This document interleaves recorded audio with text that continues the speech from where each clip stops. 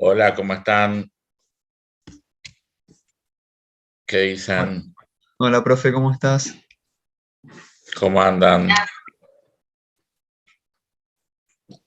Bueno, acá estamos. Me había quedado, me había quedado por entender las transformaciones industriales durante el periodo del plan de convertibilidad explicado por Kosakov.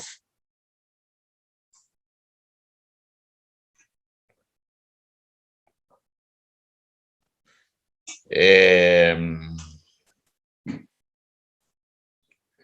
Kosakov ha sido un importante economista industrial argentino. Fue históricamente el segundo de la sede argentina de la CEPAL. El jefe de él, el director de la CEPAL en Argentina históricamente, sobre todo desde que volvió la democracia, había sido Jorge Katz, otro industrialista. Los dos habían sido estructuralistas en los 70, este, y, y cuando volvieron a la universidad, a la UBA, en los 80, habían estado bastante implicados en los debates del evolucionismo neoschumpeteriano. Yo los tuve de profesor cuando yo estudié, a los dos. Y también había otro economista en esa materia, que era otro economista industrial muy importante de la Argentina, menos evolucionista y más neoinstitucionalista, que es Roberto Bizán. En esta materia es famosa porque se habla de los economistas para que los alumnos los conozcan. Ellos condujeron la CEPAL durante muchos años. En los 2000 pasó a ser el jefe Kosakov, y ya en los 2000, junto con otros autores como Gabriel Yogel, este, eh,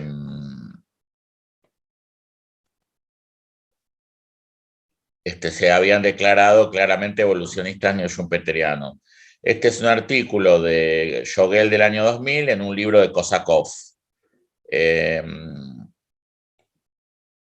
Todo el grupo de Yogel, que eran discípulos, bueno, en realidad Yogel era discípulo de aquel neorricardiano argentino que alguna vez les mencioné, que era Oscar Brown, eh, neorricardiano dependientista, que tiene ese hermoso libro sobre intercambio desigual. Y ya más grande, como discípulo de Kosakov, tenía un punto de vista evolucionista, todos dedicados a la industria y a la tecnología.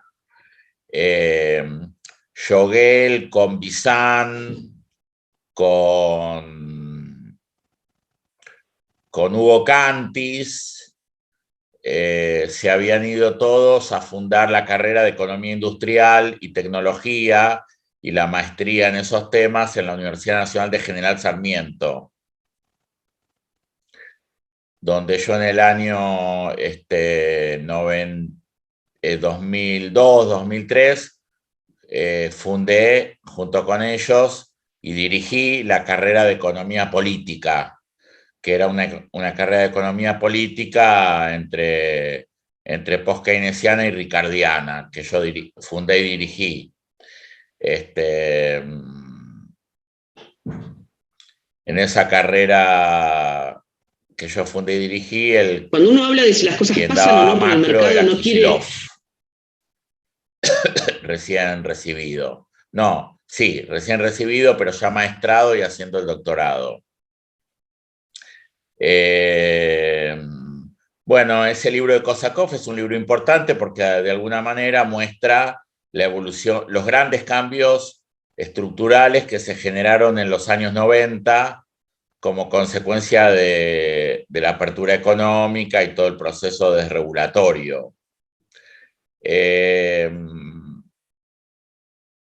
Además, tengo que decir, para que se entienda mi relación con todo ese grupo, que Kosakov es el que firmó las cartas de presentación para que yo estudie mi maestría y después mi doctorado en Italia. Así que, además de todo, les tengo un gran agradecimiento. Ese libro fue muy importante. Ahí están bien planteadas las grandes transformaciones que se produjeron. Yo creo que el problema de ese libro es que no se llegó a entender que esas transformaciones eran mundiales y algunas cuestiones que estaban planteadas como problemas, en realidad, si son problemas para la estructura industrial, son problemas con los que hay que convivir en la actualidad en una economía abierta como es la del mundo actual. Así que en realidad, cuando ustedes lean el capítulo, van a encontrar un cierto enojo de Gabriel Jogel, pero en realidad no estaba tan claro que era un tipo de perfil industrial para los países como el nuestro que venía para quedarse. Obviamente, yo les planteé lo que había significado la apertura para la industria de bienes de capital, que fue uno de los principales problemas de la década del 90, pero también empieza a ser bastante obvio que industria de bienes de capital, en términos de producción de tecnología, prácticamente ya no existe en ningún país subdesarrollado. Lo que va a existir en nuestros países periféricos, incluyendo los de Asia, es ensamblado de bienes de capital, pero no como era en los 70 y en los 80, que en Argentina, en Brasil, en México, había empresas con marca propia, desarrolladoras de tecnología para bienes de capital. Por ejemplo, si ustedes iban a la empresa Rossi, mendocina, que producía hot break para la industria de las conservas de los tomates en lata o de los duraznos en lata, que era una industria muy potente en Mendoza en ese momento. Rossi fabricaba el hot break, que es todo el sistema por el cual el tomate se deshace con un golpe de hervor. Y ese hot break de Rossi lo había desarrollado Rossi. Eso en la Argentina prácticamente ya no existe. Por el contrario, el otro día compramos una carne de cerdo en la carnicería de Arana y 28 y decía Made in Brasil. Así que imagínense lo que pasa desde los 70 y los 80 para llegar a la actualidad, que ni siquiera producimos cerdo, o lo que producimos no alcanza para cumplir con nuestros proveedores del exterior y con nuestro consumo interno. Estaba rica igual, estaba bien. Se puede seguir comprando y es más barata.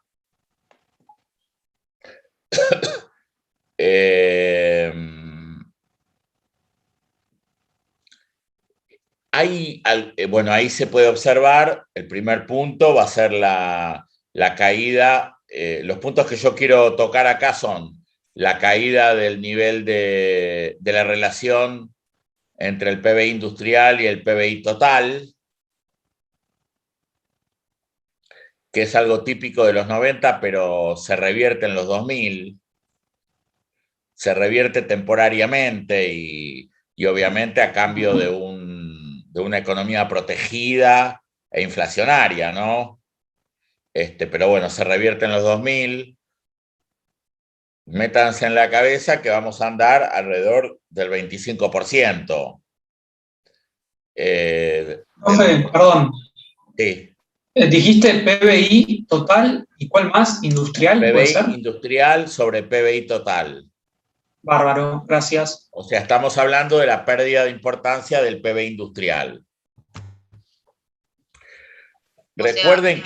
Recuerden igual que yo había dicho que según los estudios de los ballesterianos, el aumento del PBI industrial no está correlacionado a nivel mundial con la disminución del gap del PBI per cápita, salvo para el caso de China. O sea que el aumento del PBI industrial en los países subdesarrollados no explica una disminución del gap de la distancia entre el PBI per cápita de estos países y el de los países centrales. Pero de todas maneras el PBI industrial en los 90 cae. En los 2000 crece, en el 2019 cae y ahora siguió cayendo. Okay. Perdón, 2016 cae y ahora siguió cayendo. Una pregunta ahí que mencionaba la caída de esta relación del PIB industrial sobre el total. ¿Es para los 2000? Para los 90. Ah, para los 90, ok. Sí. Eso es lo que algún antineoliberal diría. La Argentina se desindustrializó. Se desindustrializó en el 76-79 y se descentralizó en los 90. Claro que en realidad acá hay dos temas para tener en cuenta. Punto 1. El mundo se desindustrializó. O sea que la discusión debería ser más amplia. Ustedes saben que a nivel mundial el PBI de servicios aumenta en relación al PBI industrial. Punto 2. El PBI industrial pasó a ser más importante en algunos países donde se trasladó la industria desde los países centrales debido a la descentralización que ya mencionamos, explicada muy bien por Lipietz a nivel mundial, pero esa industrialización de algunos países tampoco se tradujo en una disminución, digamos, en una disminución de la distancia de esos países con el resto del mundo en el PBI per cápita. O sea, Indonesia se industrializó, pero su relación entre PBI per cápita y el PIB per cápita de Europa no mejoró. Pero tengan en cuenta que en el mundo el PBI industrial cae en proporción al PBI total. Pero en el paper de Jodel se analiza como un problema. El tercer elemento en relación a este punto que quiero mencionar es que cuando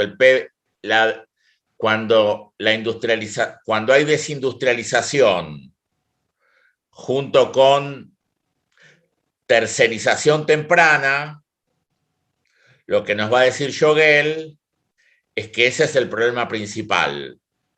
Es decir, que la desindustrialización en los países centrales está antes del aumento de los servicios. Significa que un país se industrializa y después pasa a una instancia de aumento de los servicios. En cambio, cuando en nuestros países se desindustrializan, eso va junto con una tercerización temprana. Es decir, que el aumento de servicios es un aumento temprano que viene a resolver la industrialización no realizada en forma precaria.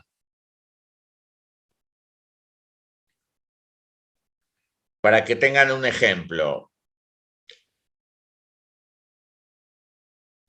el norte de Italia se industrializa en la posguerra y tiene un auge industrializador en los 70 y en los 80.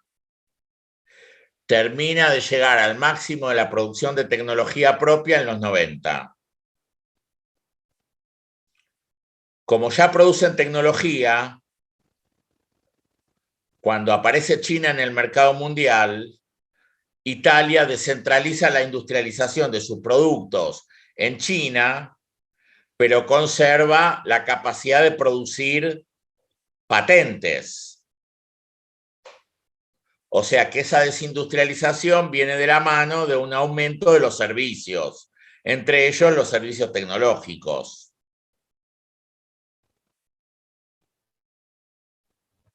En la Argentina, ya en los 70, la industria no era capaz de absorber a la población de las grandes ciudades, así que las grandes ciudades van hacia un modelo de tercerización temprana. Los que no consiguen trabajo en la industria se van a la construcción, se van al transporte, se van a manejar un colectivo, se van a manejar un taxi, que es un tipo de actividad de servicio de menor complejidad que la industria.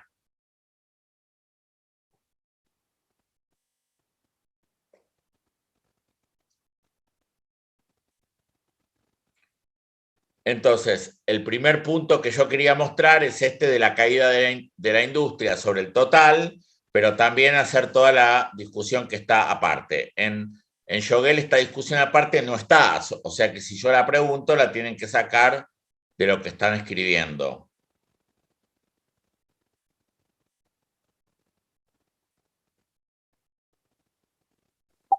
Profe, de Shogel es el capítulo 2, ¿puede ser? La parte esa de Cosacó. No sé. Bueno. No sé el número de capítulo, pero el tránsito de la sustitución de importaciones a la economía abierta, los principales cambios en la estructura industrial argentina entre los 70 y los años 90. Ah, perfecto. Ahí está, ahí lo vi. Sí, es el capítulo 2. Genial. Ok. Gracias.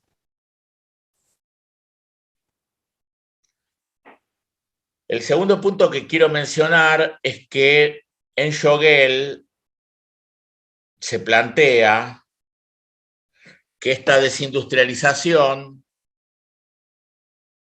ya estaba mostrando su presencia, la industria argentina ya era débil en los 70. O sea que lo que pasó en el 76-79 y lo que pasó en los 90 podía estar de alguna manera explicado por la debilidad de la industria ya anteriormente.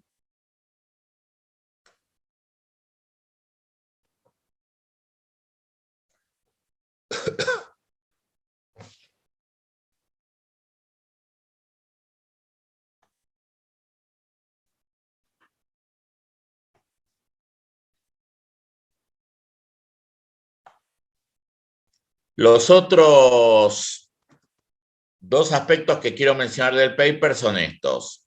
El paper es muy largo, ustedes toquen los puntos que yo estoy mencionando. Uno de ellos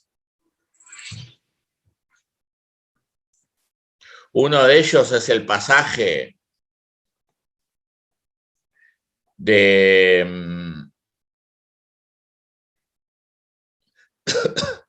un cambio en la estructura sectorial que implica un aumento de los commodities y de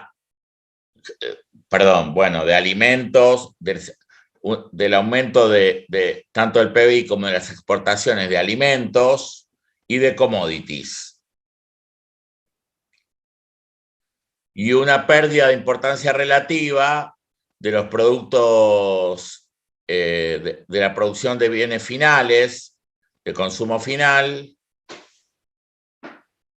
y una caída relativa de los bienes de capital, que es lo que yo les venía mencionando.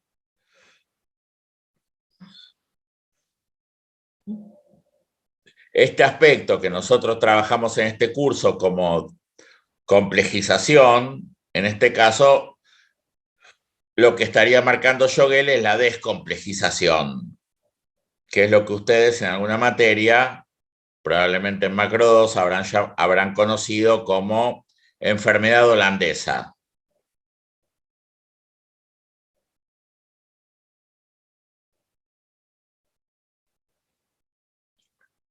En realidad no es otra cosa que el desencadenamiento de algo que ya se venía planteando y que es parte de los debates que tuvimos acá, de los diferenciales de productividad de la economía argentina, y es como, digamos, la derrota definitiva, aunque en los 2000 se trató de revitalizar en parte, la derrota definitiva del industrialismo. ¿Por qué le importa a Yogel la descomplejización?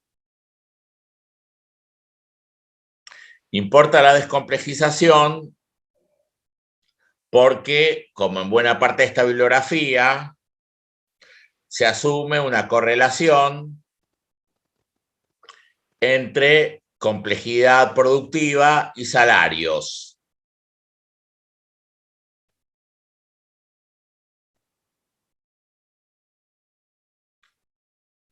Es decir, se asume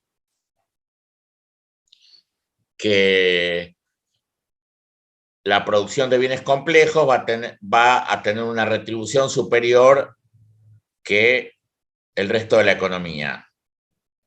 Este punto es discutido, obviamente, ustedes lo habrán leído, es discutido en el trabajo de la Argentina que pudo ser de Cavallo, y está discutido por toda la teoría neoclásica.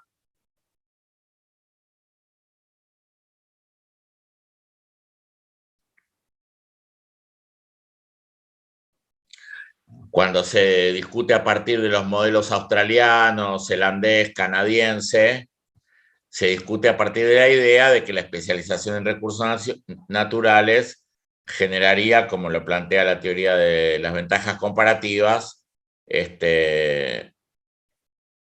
la mejor situación en el largo plazo para los factores de la producción.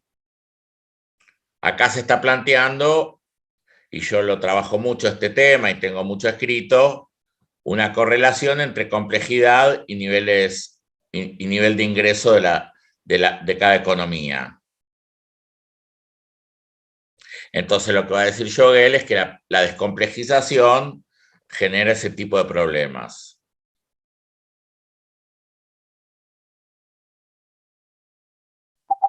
O sea, ¿sería que tiene problemas en términos de distribución del ingreso o en caída del ingreso? ¿O ambas? No, sí, en términos de salario medio. Ah, ok. Y obviamente va a tener consecuencias en la distribución del ingreso. Claro. Pero me queda la duda en lo que hablábamos un rato, hace unos minutos nada más, que Yogel también plantea el cambio de la estructura sectorial. Sí. Se desindustrializa, empieza a aumentar la exportación de commodities, eso es lo que tengo anotado, sí. Aumento del PBI en términos de... Pero ojo que cuando vos exportás commodities, tus exportaciones industriales aumentan. Cuando hablamos del aumento, la exportación de commodities está contabilizada como un aumento de las exportaciones de bienes industriales. O sea, lo que sucede es que además de que cae el PBI industrial, la composición de ese PBI industrial es a favor de las commodities industriales y en contra de los bienes de consumo, de los bienes de consumo y de los bienes de capital, que tienen un nivel de complejidad superior. Ah, ok. O sea, los commodities no entran como agro, sino como industria. No, los commodities industriales son industriales. Serían, o sea, todo lo que es alimentos entra como, si están sin procesar, entran como sector primario. Si están procesados, claro, es agroindustria y entran como industria. Y después todos los commodities industriales que tenemos, todo lo que es la siderometalmecánica o pasta papel o petroquímica, eso todo entra dentro de la industria, solamente que son los eslabones menos complejos de la industria. Este punto es muy importante. En Lo tenía el commodity asociado a la soja, a lo que es directamente bien agro. No, el punto es muy importante. Tengan en cuenta que no solamente hay que mirar la relación entre el PBI industrial y el PBI total, sino que hay que mirar la composición del PBI industrial. Por ejemplo, Brasil,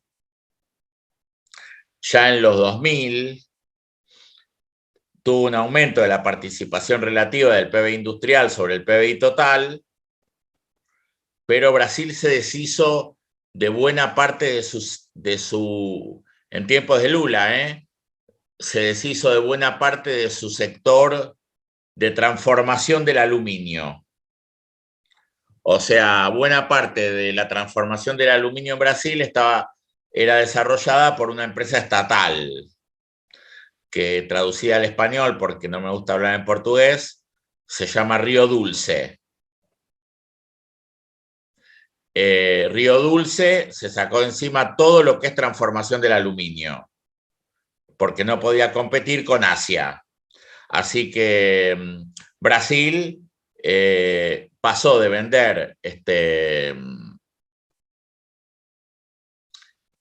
por ejemplo,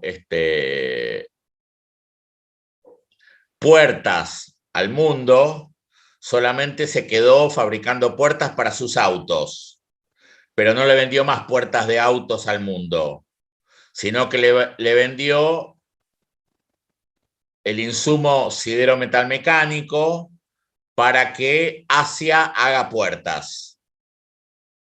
Pero si uno lo mira desde el punto de vista de la contabilidad nacional, los niveles de industrialización de la cadena sidero-metalmecánica es la misma, solamente que en vez de vender puertas, vendió chapa, lo cual significa un retroceso en los niveles de complejización de la economía. ¿Me entienden? Bueno.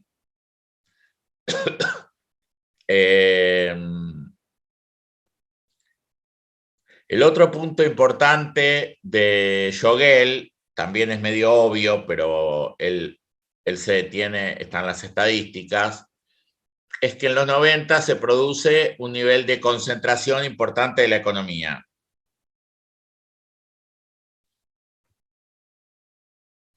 Cosa que también, tengo que decir, es parte de la onda larga mundial, que no es un problema de Argentina. El problema de Argentina es que al especializarse en commodities industriales y en agro y en agroalimentos y minería, los primeros eslabones de cada cadena de valor a nivel mundial suelen estar concentrados. Por lo tanto, es natural que nuestra industria se concentre, porque se pasó a especializar en eslabones que suelen estar concentrados.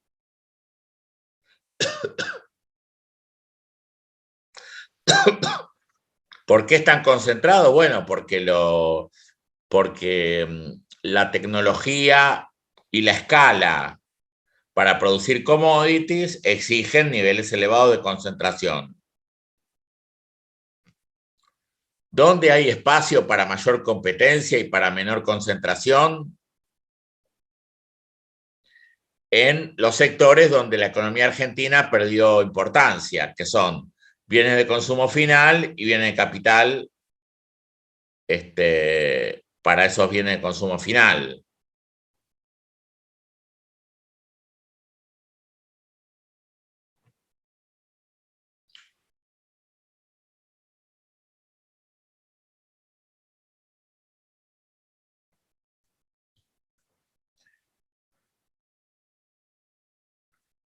Este punto, además, tiene, y el anterior también, tiene algo que a los economistas mucho nunca les preocupa, pero que a mí me interesa, que es que tiene un reflejo territorial.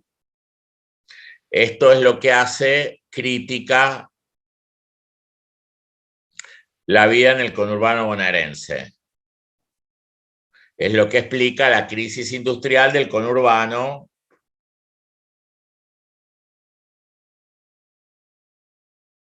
desde los años 90. Y el punto también pone en crisis nuestro sistema de coparticipación federal, ya que el sistema de coparticipación federal todavía está planteado sobre la base de que la provincia de Buenos Aires debe ser solidaria con el resto de las provincias, cuando en realidad pasó a ser una de las provincias con índices de desindustrialización y de pobreza más grande.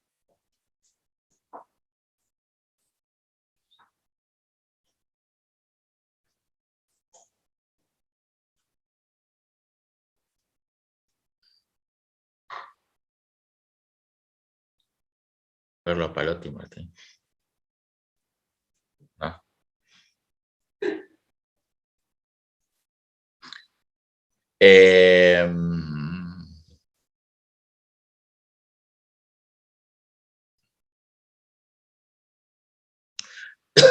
Y el último punto que menciona Yogel, de los que yo quiero trabajar,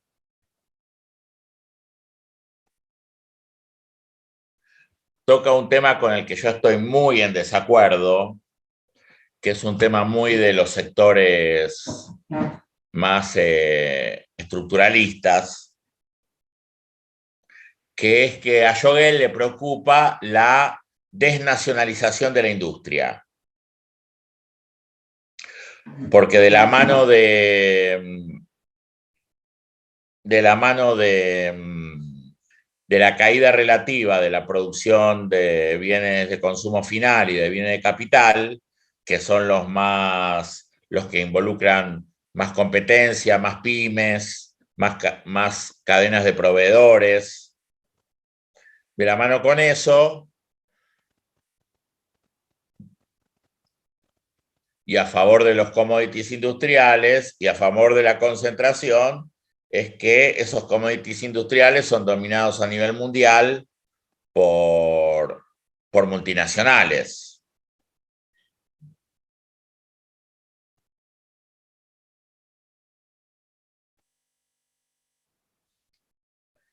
Y en la Argentina incluso algunos indicadores son menos transnacionalización que en otros, porque por lo menos Argentina tiene un sector siderometalmecánico a través de Techin muy fuerte de origen argentino. Todavía hay una lógica en ese debate en la cual se supone que las empresas de origen local pueden tener un comportamiento menos de corto plazo, sobre todo en términos de salida de capitales. Y por lo tanto se supone, Yogel supone, que hay un mayor nivel de reinversión.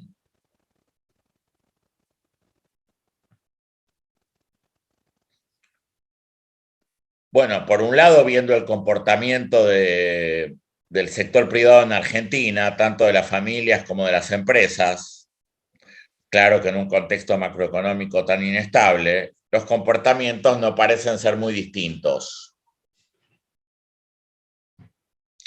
Le daríamos la razón a la idea de la presencia de racionalidad limitada al margen de la nacionalidad de los empresarios.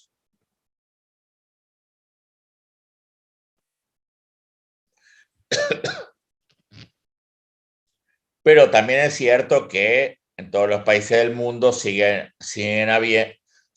los gobiernos siguen estando preocupados por sostener una cierta masa crítica fuerte de empresas de origen del país que estemos hablando. Y eso además tiene bastante asidero político, es decir, la población parece apoyar ese tipo de medidas.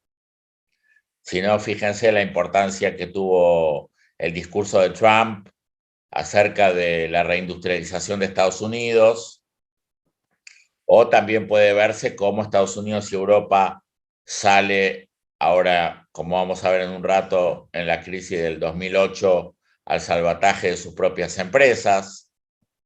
También es un indicador de este tema el hecho de que Estados Unidos no permita la venta de empresas norteamericanas a China.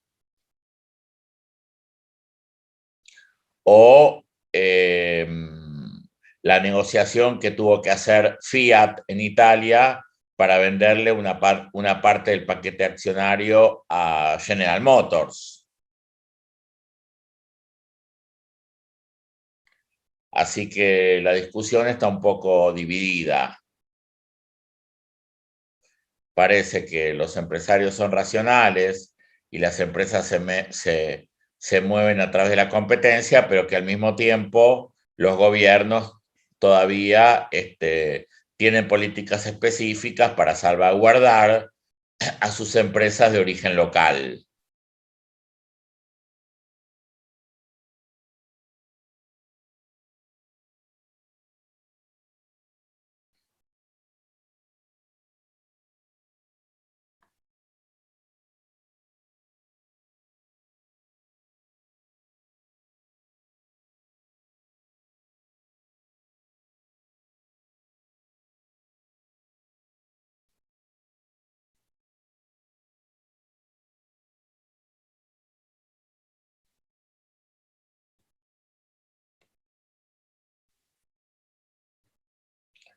Bueno, hasta acá llegamos con esa unidad. Ahora vamos a pasar a la unidad sucesiva, que es la 4.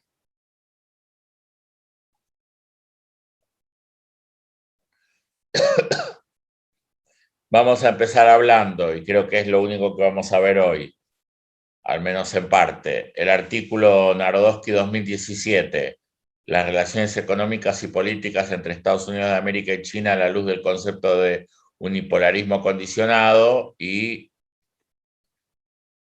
el Narodowski 2015, pero ese no está, así que no lo vemos. Y Echenique Romero 2012. Vamos a empezar con ese dos. Narodowski 2017, Echenique Romero 2012. El de las políticas norteamericanas desde los 70, voy a ver si lo encuentro, si no, no lo doy.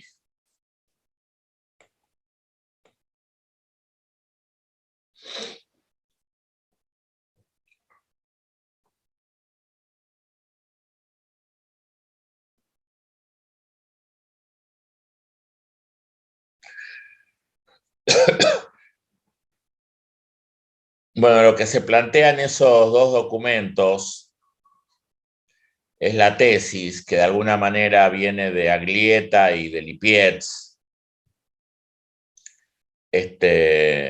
pero son textos que reflejan también un cierto consenso acerca de la manera en que Estados Unidos sale de la crisis, que ya lo vimos, pero el modo en que se posiciona China a partir de esa estrategia norteamericana.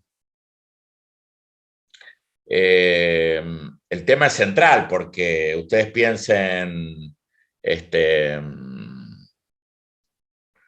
todo lo que Argentina podía producir en los 80 y Jogel se quejaba de que se había perdido en parte en los 90, a partir de, en ese mismo momento, lo estaba haciendo, lo empezaba a hacer para todo el mundo China.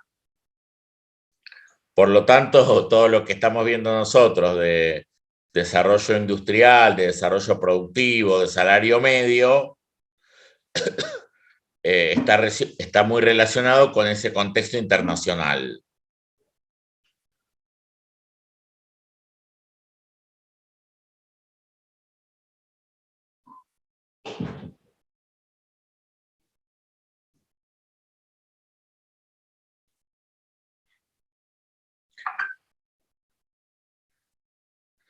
Palotti, me acaban de saludar que se fueron al Curuzú. Hace 17 años que son al Curuzú, estos pibes. Sí, se extraña el Curuzú. Qué constancia, ¿no? Sí, la verdad que sí. ¿Qué tal? ¿Los dos en reserva o no? Están los dos en reserva, sí.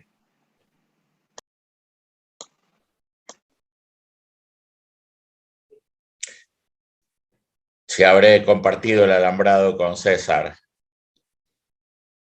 ahí en el Sí, Curuzú. Mandale saludos. dale, te mando. Decirle que no esté tan enojado, que el otro día lo vi en el Facebook enojado. Sí, anda publicando bastante últimamente. Sí, sí.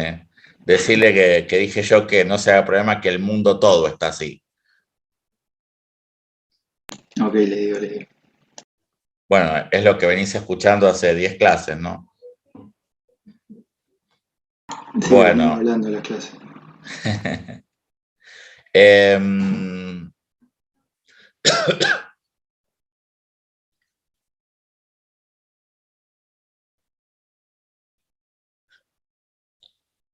Cuando nosotros planteamos que Estados Unidos deja el patrón, deja la convertibilidad con el oro y entra en una fase de regulación financiera vinculado a su ciclo interno, y eso va junto con una pérdida, un cierto control fiscal, pero una mayor apertura comercial. Lo que vamos viendo es que a partir de los 90, Estados Unidos abre cada vez más su economía y de a poco empieza a aumentar el déficit comercial. Ese déficit comercial, que en los 80 era muy pequeño y que era fundamentalmente con Japón y con Corea, en los 90, por un lado, se firma el Tratado de Libre Comercio con México y Canadá, por lo tanto, una parte de ese déficit es con México, pero la parte más importante del déficit empieza a ser muy de a poco con China. El concepto central es que Estados Unidos sigue siendo un país con una evolución constante positiva de su productividad.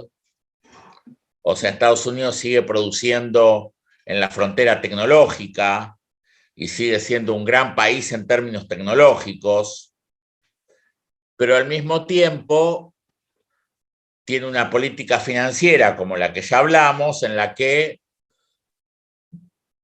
cuando se está lejos del pleno empleo, se tiende al financiamiento externo, con una tasa de interés baja.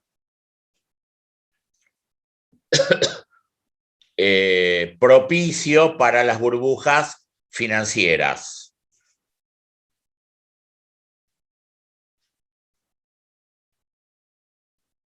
Estados Unidos produce, para decirlo fácilmente, produce muy bien, pero consume más que lo que produce.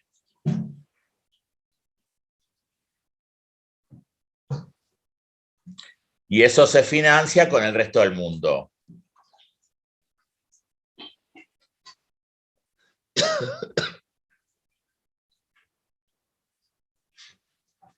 Una parte de la descentralización productiva se produce por bajo precio, y otra parte de la descentralización productiva se produce por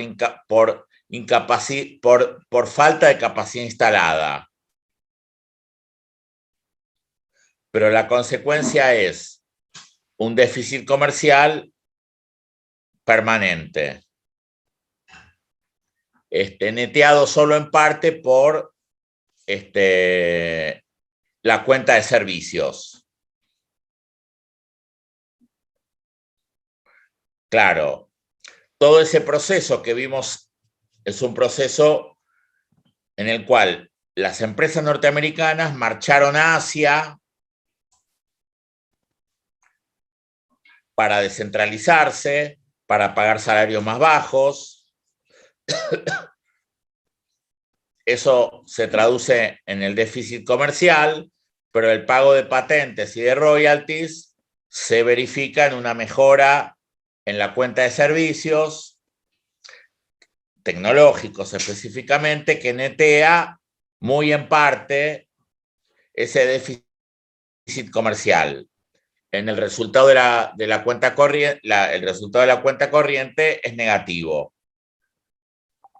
Perdón, profe, ¿puede repetir eso? ¿Cómo es que Claro, entran los servicios?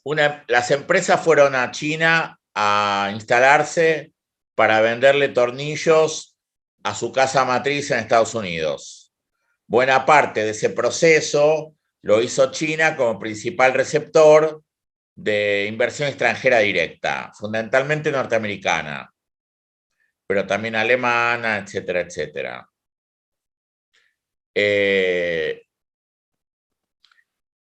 Además de producir tornillos, en China se produce el tornillo y acto seguido se empezó a producir la caja de cambio.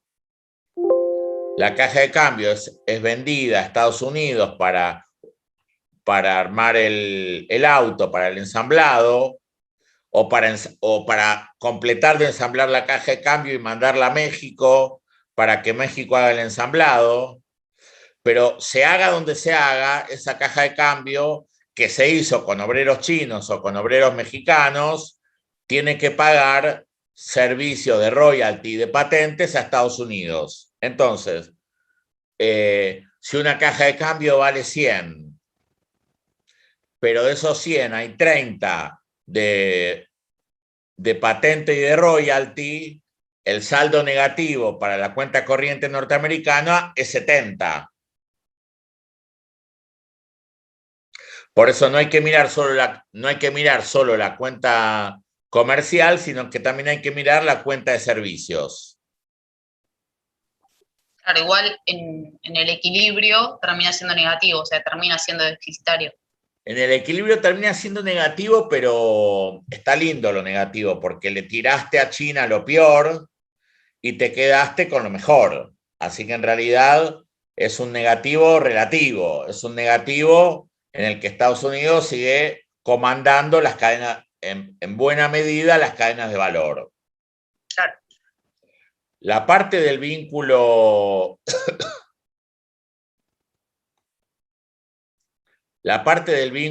entre Estados Unidos y China lo van a ver en Narodowski 2017, pero la parte de cómo funciona el déficit comercial de Estados Unidos en términos productivos lo van a ver bien en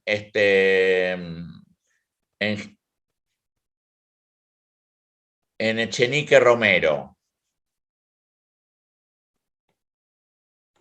Al que le interesa esto especialmente, tenemos un artículo que es Echenique Romero, Patricio Narodowski, año 2019, si no me equivoco, en el que comparamos exactamente las estructuras del comercio exterior de Estados Unidos y de China, tratando de mostrar lo que mostraba Jimena en el 2012, es una colega mexicana, amiga mía. Jimena mostraba que China sigue estando especializada en complejidad medio-baja, medio-medio, y Estados Unidos se especializa todavía en complejidad media y medio-alta y alta. Eso es trabajando con el desagregado de las balanzas comerciales de los dos países.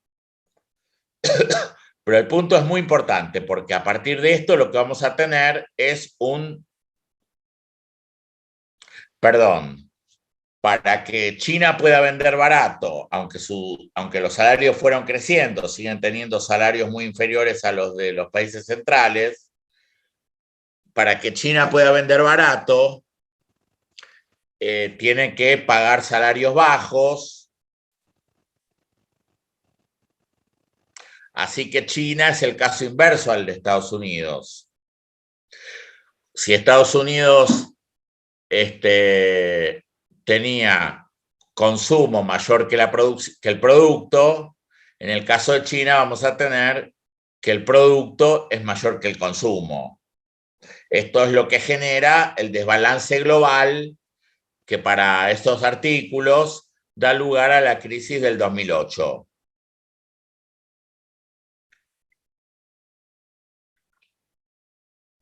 En el caso de China también hay que mirar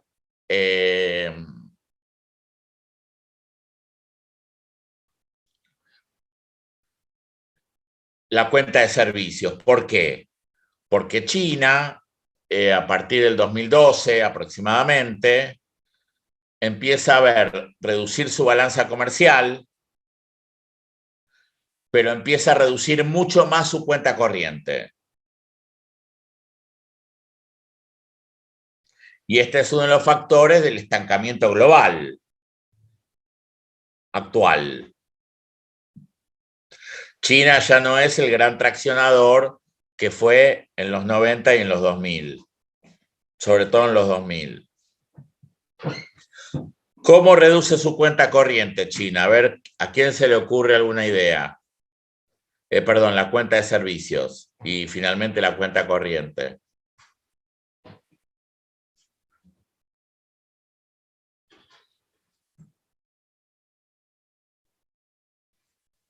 ¿Y no sería el proceso inverso al resto del mundo? Digo, si todo el mundo se desindustrializaba, ¿no? Sí. Y en el caso de Estados Unidos aumentaba los servicios y hacía cada vez más deficitaria la cuenta corriente. Sí. ¿No sería al revés? Sí, pero eso no repercute en la cuenta de servicios. Profe, ¿puede ser que venga por el lado de las patentes? No. Es muy importante y mucho más grande que lo que se gasta en patentes. Pueden participar también el resto de los alumnos del sector vulnerable que no tienen cámara. ¿Los servicios de la deuda? No, porque al contrario, China es un fuerte receptor de servicios de pago de deuda. Claro.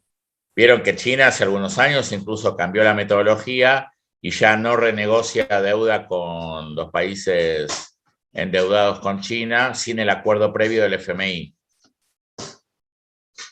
que es uno de los problemas que está atravesando la Argentina actual, porque para renegociar los swaps con China tiene que arreglar con el FMI.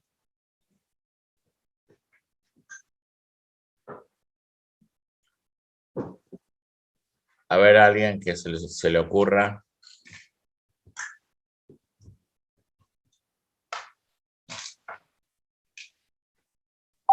Me sale, no sé, hacer transnacionales todas sus empresas, pero no, igual no iría por ahí.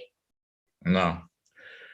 Bueno, China hasta la pandemia había aumentado fuertemente sus salidas de divisas por pago de servicios turísticos. El punto no es menor porque el mundo le está pidiendo a China que aumente el consumo de bienes para equiparar su cuenta comercial. Pero eso no lo hace, lo cual produce que Estados Unidos sigue siendo fuertemente dependiente de China. Pero lo que sí hace es gastarse una parte de la cuenta de servicios en turismo, sobre todo en función de esa nueva clase media rica que tiene en China y que destina sus ahorros en el turismo fundamentalmente en Asia.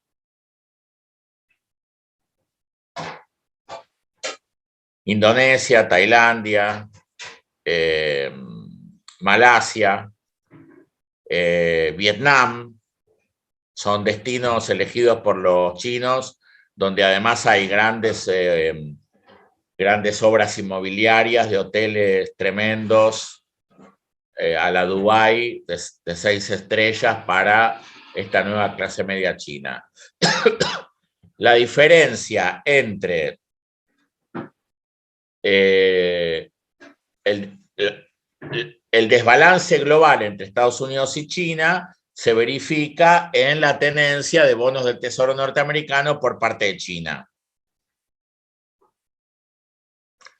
¿Por qué sucede esto? Según los enfoques que estamos viendo acá, eso sucede porque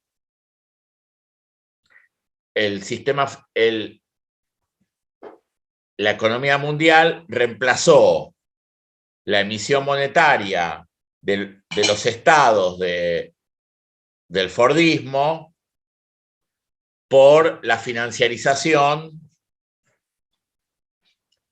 en el post-Fordismo. Es decir, para resolver el gap entre producción y consumo de Estados Unidos, la respuesta es la existencia de medidas laxas de control monetario y de creación de dinero bancario. Esto hace que haya esta tendencia que todos conocemos a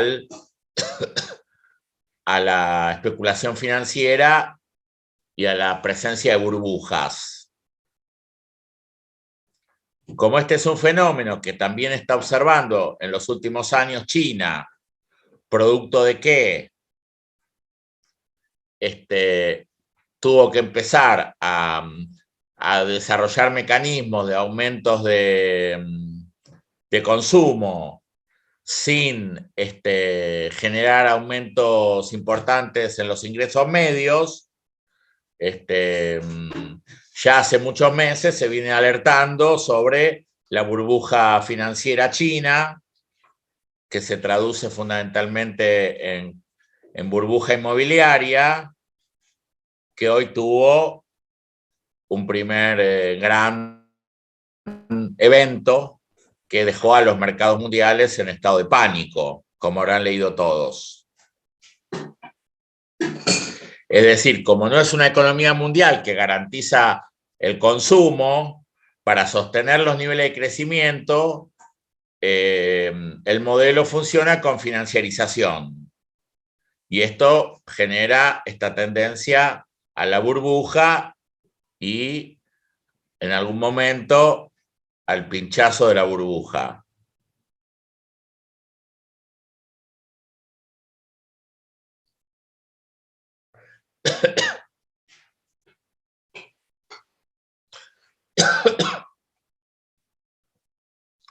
Ahora, un elemento importante en este punto es que lo que se ve en el artículo mío del 2017, creo que es que Estados Unidos provocó esta alianza, esta sociedad que muchos llaman sino-norteamericana. Porque primero Reagan, aunque nadie lo pensaría, habilitando un primer sondeo de los organismos internacionales para el ingreso de China.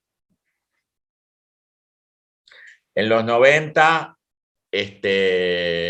Clinton, que acepta el ingreso de China en ciertas instituciones financieras. Luego el ingreso de China en la OMC, que no se termina siendo completamente efectivo debido al comportamiento de China en los 2000, pero que le permite a China empezar a negociar con el resto de los países.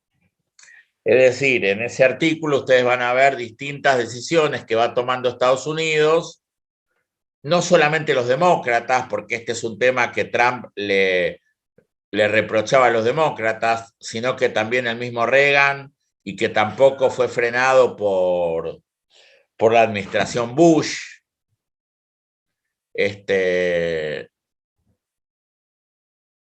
Al mismo tiempo,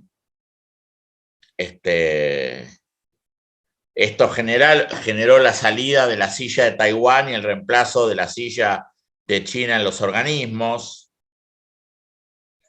Esto también tiene connotaciones políticas porque también está metido en la misma bolsa las negociaciones para la devolución de Hong Kong.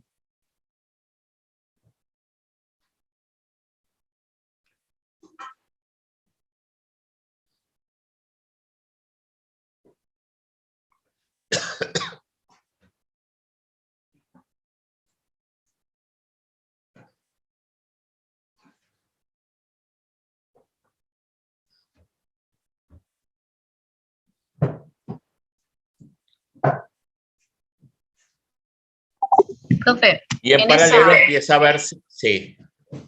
¿Qué? No sé si Lautaro quería hablar recién. Sí. Si no, bueno, pregunto, no, yo quería preguntar por el tema de la... perdón, sí, Lauti, sí, si querés. Pregunta tranquila. Y quería preguntar por el tema de la Guerra Fría. O sea, ya se estaba terminando, pero si esta deuda que tomaba Estados Unidos con China era para financiar, digo, provoca la alianza de manera estratégica para tener financiación, no solamente en lo que es consumo, sino también... No, China en paralelo, está buena la consulta y me hiciste acordar que lo tengo que mencionar. China en paralelo va llevando a cabo sus reformas procapitalistas, ¿no? Modifica sus regulaciones para la inversión extranjera, empieza a permitir estas asociaciones, estos joint venture con empresas norteamericanas, con el Estado chino, empieza a permitir la repatriación de capitales, empieza a desarrollar una política de privatizaciones. Sí, sí.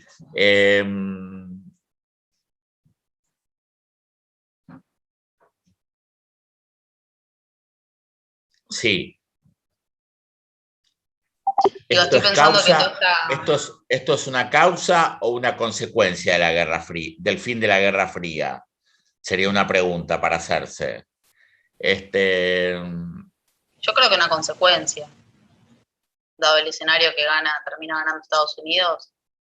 Yo después de estudiar muchos años la evolución de la Guerra Fría y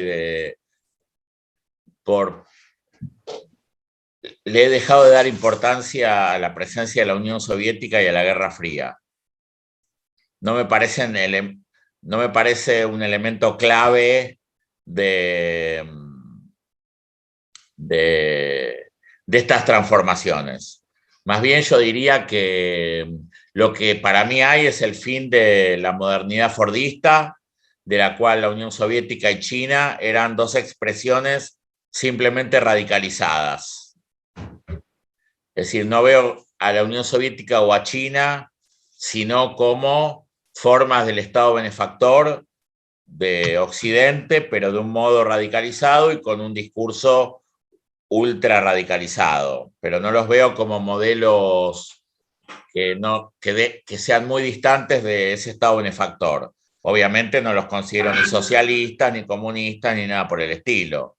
Así que los considero modelos anómalos del Estado benefactor. Cada vez que me han escuchado hablar así, los troscos me matan, se enojan, porque es como minimizar lo que significó la Unión Soviética o China.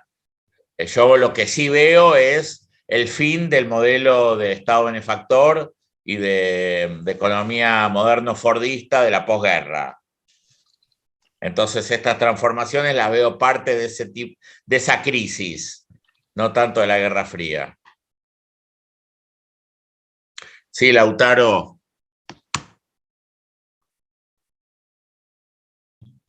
Prendí sin querer el micrófono, disculpe. No hay problema. Bueno,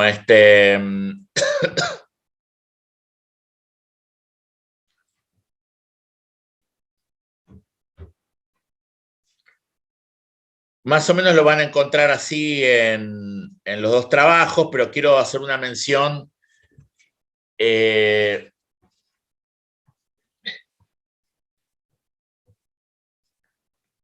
modelo así planteado no tiene solución.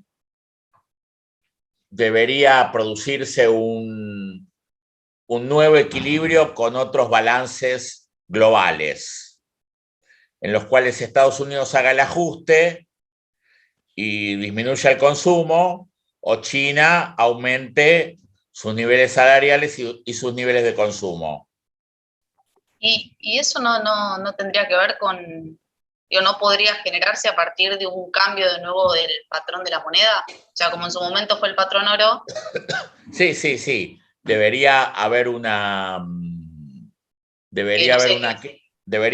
crisis sistémica que obligue, o sea, que obliga a Estados Unidos a hacerlo, o una revolución en China en la que la gente se canse de vivir como vive. La crisis del 2008, que ahora vamos a ver, que la próxima clase vamos a ver, demuestra que China por ahora mantiene una estrategia como la que hemos venido comentando, porque cuando veamos la crisis del 2008 vamos a ver que China siguió la estrategia norteamericana, cuando podría haber aprovechado para equilibrar su ecuación macroeconómica y dejar de producir para Estados Unidos.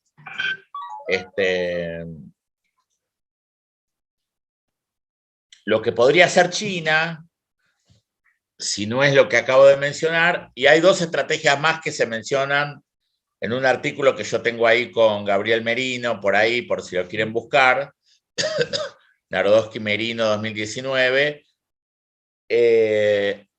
habría una posibilidad de desarmar el modelo mundial que estamos hablando y pasar a una onda larga distinta, que es lo que nos ocupa en esta materia, con un aumento de la complejidad económica de China. Esto sería que China sea autosuficiente tecnológicamente y que eso le permita un aumento del nivel de vida superior y generalizado, por lo cual su balanza comercial pase a estar equilibrada y no requiera la demanda norteamericana como una forma de equilibrio global.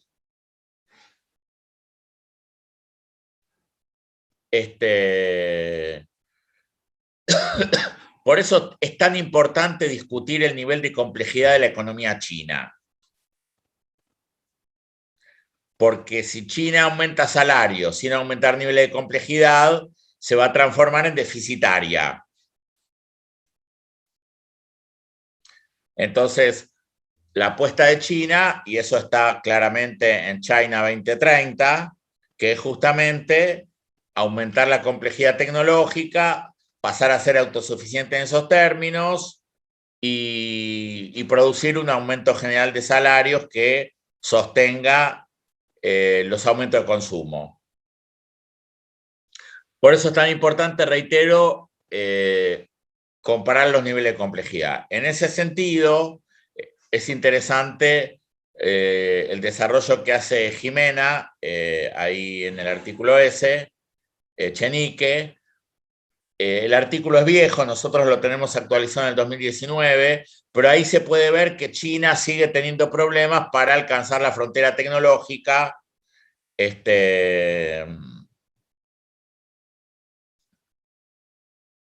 y ser autosuficiente tecnológicamente.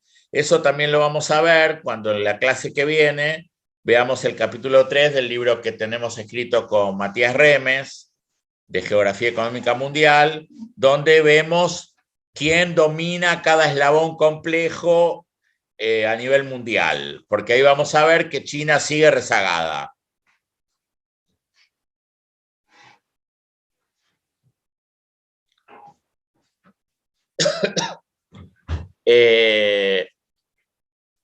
¿Cómo sería el fenómeno que planteó Valentina? El fenómeno que planteó Valentina sería un fenómeno de profunda deflación mundial, desfinanciarización y reequilibrio de ingresos mundiales, salariales, en niveles muy inferiores a los actuales, equiparando niveles salariales de países centrales y países semiperiféricos en niveles inferiores. esa deflación y esa desfinanciarización haría volver los precios de los bienes de consumo y de los bienes de capital a niveles anteriores a lo de los años 90. Con lo cual, los salarios deflacionados y sin el financiamiento, el hiperfinanciamiento actual, permitirían alcanzar una canasta de bienes y servicios para los países centrales que no represente un nivel de vida, una caída en el nivel de vida importante, pero que redunda contra los niveles de hiperrentabilidad del sector financiero.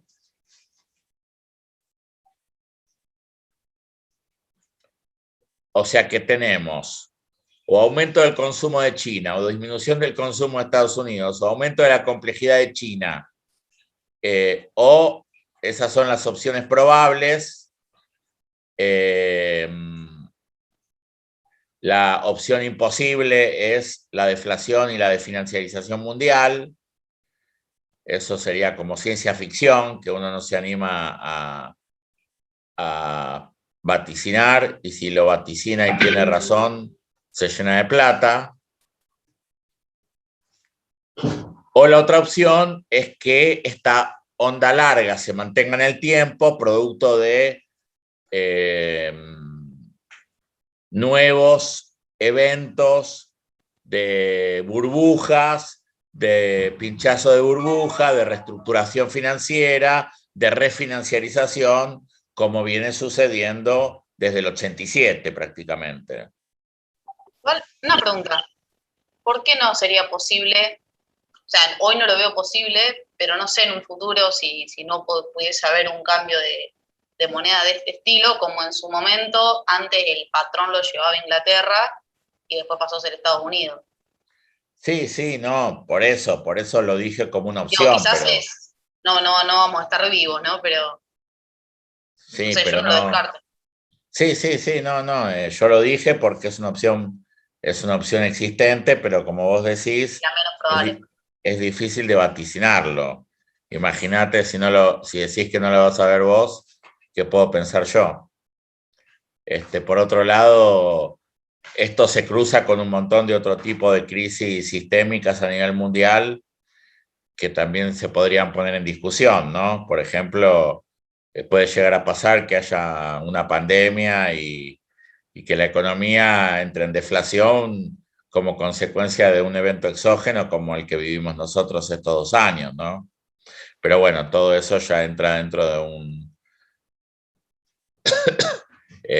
de una discusión más filosófica para la cual no estoy preparado. Van a ver ahí en el artículo de Jimena van a ver un análisis macro del perfil comercial de China, y también van a ver ahí un lindo ejemplo de cómo China apareció en los 2000 como ensamblador de productos de alta tecnología. Y da el ejemplo de cómo de los componentes chinos y no chinos de un celular.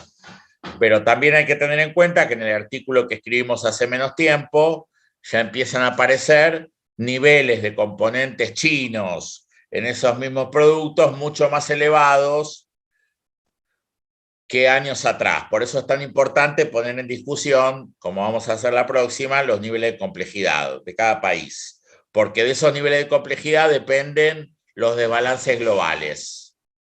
Y de esos desbalances globales dependen los flujos de capital financiero, los niveles de endeudamiento, la productividad media, la relación entre productividad y tasa de interés, etcétera, etcétera. Claro, o sea, esa mayor complejidad actual le da a China más recursos que podría destinarlos a mayores salarios, mayor consumo, pero lo hace para financiar, o sea, destina ese dinero a financiar deuda. Bueno, ¿por qué lo hace China? primero que hay vastos sectores de políticos en China que pugnan por ese modelo. Y hay muchos sectores que plantean que en un modelo de ese tipo haría a China muy endeble, muy débil en el concierto mundial, lo cual le generaría graves problemas a nivel geopolítico, a nivel de economía mundial, a nivel de acceso al financiamiento, etcétera, etcétera. Pero este tema está completamente en ebullición en la política interna en China, que si bien se maneja con bastante hermetismo y bastante represión, todo el tiempo podemos acceder a artículos en los que este punto que acabamos de mencionar está tan presente, porque realmente hay los que entienden de la política china, que yo leo, ellos logran diferenciar sectores políticos dentro del gobierno, dentro del Partido Comunista Chino, que pugnan por un reequilibrio interno que permita mejorar el nivel de vida. Que además esto tiene en China también connotaciones territoriales. Ustedes no se olviden que los mayores niveles de vida en China se desarrollan al este, en la región de Shanghái, en la costa, y que a medida que nos vamos al norte, perdón, que nos vamos al oeste, tanto al noroeste como al sudoeste, tenemos problemas de inequidad social y regional, amén de ausencia de derechos políticos muy graves, ¿no? Estamos hablando del viejo Turquestán chino, estamos hablando del Tíbet, ¿no? Bueno, vamos a seguir entonces la próxima con este tema de la complejidad y ya después nos vamos a meter de lleno en la crisis del 2008. Nos vemos el jueves, gente. Chao, profe, gracias. Chao, chao. Chao, nos vemos.